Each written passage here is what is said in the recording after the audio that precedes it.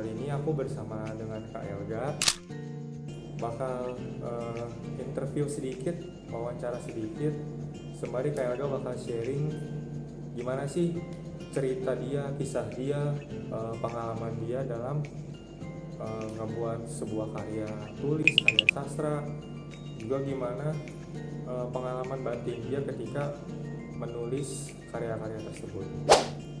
Langsung aja kita mulai. Untuk pertanyaan yang pertama, Kak, gimana awal mula Kak Elga bisa kenal, bisa mulai ada ketertarikan dalam membuat sebuah karya? Sebelumnya aku ini dulu pas masih SMP, baru lulus SD itu aku hobi membaca. Jadi awalnya itu aku lumayan suka baca-baca cerita-cerita pendek, buku-buku cerita rakyat, dan akhirnya aku mencoba untuk lebih masuk lagi ke sastra tulis. Aku mulai coba-coba untuk baca novel. Jadi kalau misalnya aku ke toko buku atau Gramedia, aku udah mulai tertarik nih dengan buku-buku yang dipajang gitu kan. Kayak kayaknya ceritanya menarik nih. Aku mulai baca-baca sinopsisnya gitu.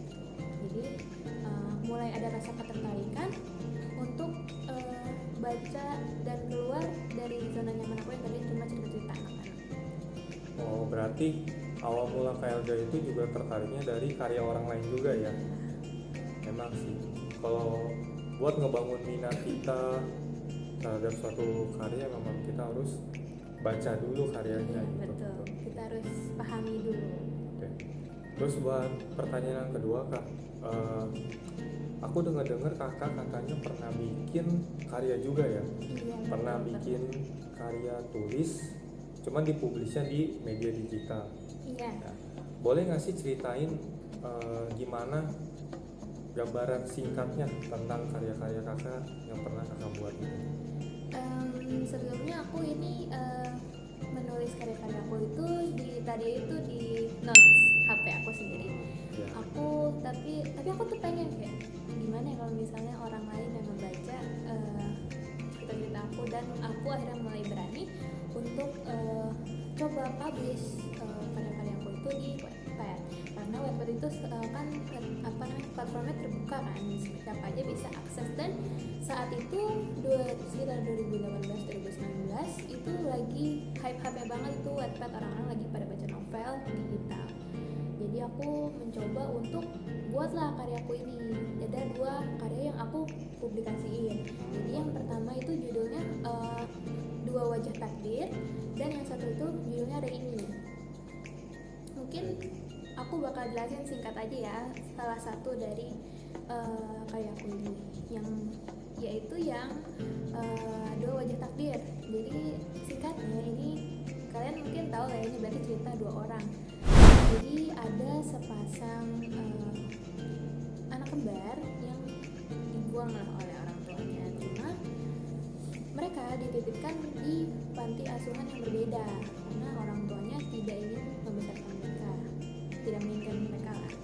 Dan mereka ini akhirnya diangkat oleh 2 keluarga yang kedua-duanya itu merupakan keluarga yang makmur, mapan, dan serba kecil.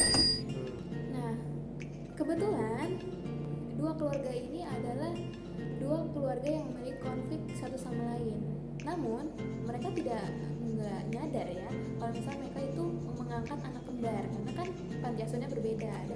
Dan kedua keluarga ini sama-sama tidak memiliki anak. Nah, jadi mereka berkeputusan untuk mengangkat anak dari panti asuhan.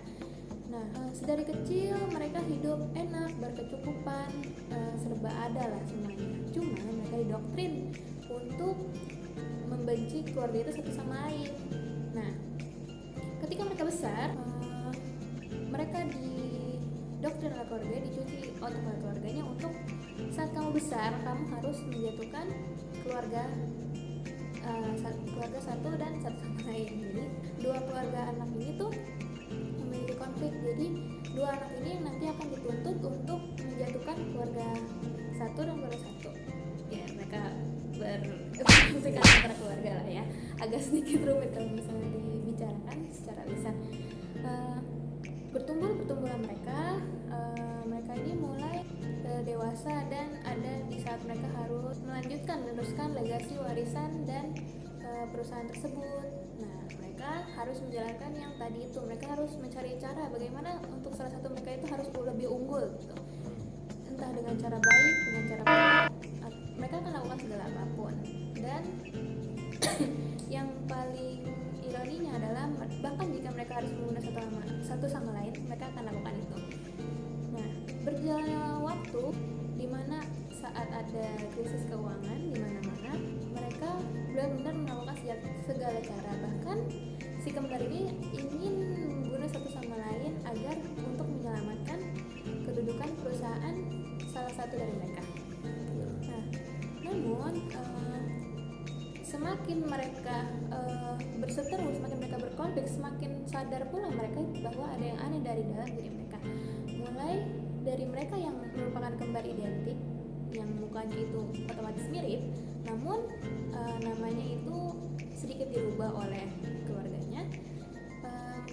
Jadi sebenarnya aku belum sebut nama mereka ini, namanya Langit dan Bumi. Jadi kakaknya Langit, adiknya Bumi. Mereka punya nama yang mirip ya, depannya cukup related namanya, cuman nama panjangnya mungkin diganti oleh kedua orang tua barunya. Semakin mereka dewasa, semakin mereka berseteru, berkonflik, mereka mulai menyadari bahwa ada kejanggalan. Mereka mulai mencari kejanggalan itu. Mereka mulai mencari tahu apakah mereka beranak dari keluarga itu. Tapi siapa sih yang tidak bahagia dengan keluarga yang serba kehidupan, serba ada, kaya raya? Jadi mereka cukup masa bodoh dengan masa lalu orang tuanya. Nah, setelah mungkin mereka menggali dan mereka menemukan titik terang bahwa mereka memang kembar, Bumi, adiknya ini mulai menyadari bahwa yang mereka lakukan selama ini tuh nggak seharusnya yang dilakukan oleh saudara. Mereka berperang terus kan. Nah, namun si Langit ini setelah mengetahui bahwa mereka kembar, dia tidak peduli. Dia tetap mencari cara bagaimana nih gue bisa menyingkirin si Bumi supaya gue aja itu yang lebih unggul. Namun ada suatu keadaan, jadi ada suatu plot di mana si Langit ini sadar dan akhirnya mulai mencoba dekat untuk adiknya. Terus agar mereka bisa bersatu, karena ketika masih ada kedua orang tua ini, mereka tidak bisa bersatu karena mereka saling membenci. Jadi anak kembar ini membuat keputusan yang cukup besar ya, dan cukup berat, dan yang pasti akan mereka sesali di suatu saat nanti. Jadi mereka berpikiran untuk menyingkirkan kedua orang tuanya supaya bagaimana mereka bisa selain bisa bersatu, mereka bisa mengambil alih segala yang mereka sudah usahakan selama ini. Jadi mereka menyingkirkan kedua orang tua mereka dan akhirnya memerger perusahaan itu, dan mereka menjadi salah satu penguasa di perusahaan yang cukup kuat di negara itu. Nah, apakah itu happy end? Ya, untuk mereka, cuman di akhir mereka tetap menyesali apa yang mereka perbuat. Begitu sih ceritanya, simpel.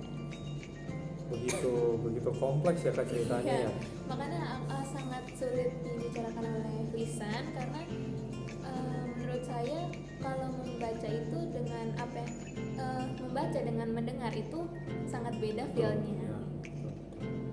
Ya, berarti Kak Helga ini kalau dalam bidang karya seperti ini berarti memang cocoknya lebih ke arah yang lebih mengutamakan psikologi gitu ya, cerita. Saya lebih memainkan perasaan pembaca karena agar tidak menciptakan suasana yang boring, karena tidak mudah ditebak gitu. Betul. Terus dari cerita kakak yang sudah diceritakan tadi, gambaran singkatnya, ada nggak kayak semacam ciri khas gitu cerita kakak? Kan mungkin di suatu tempat lain, di media lain mungkin akan ada cerita-cerita yang seperti ini gitu. Kalau misalnya ciri khas dari cerita saya itu adalah saya selalu tidak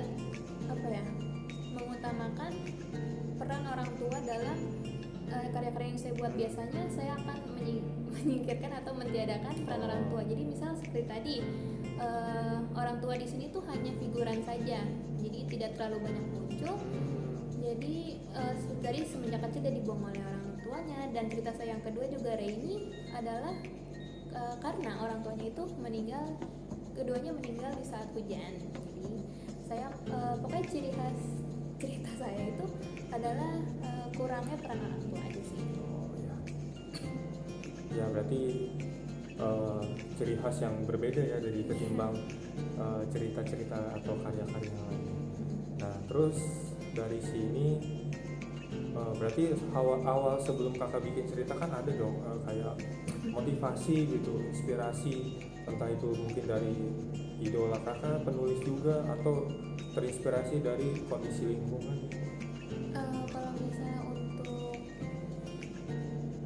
motivasi dan idola, saya saat saya SMP dan saya baru terjun ke dunia pernovelan atau sastra tertulis, saya membaca buku dari Freida McFadden, itu judulnya The Housemaid. Dia lumayan cukup memicu adrenalin untuk seorang pemula ya. Betul. Nah, saya sangat suka melihat plot twist atau sesuatu yang tidak bisa kita tebak gitu loh, kayak sangat di luar ekspektasi. Jadi itu membangun adrenalin pembaca untuk ini pengalaman baru loh. Saya nggak bisa nebak apa selanjutnya gitu.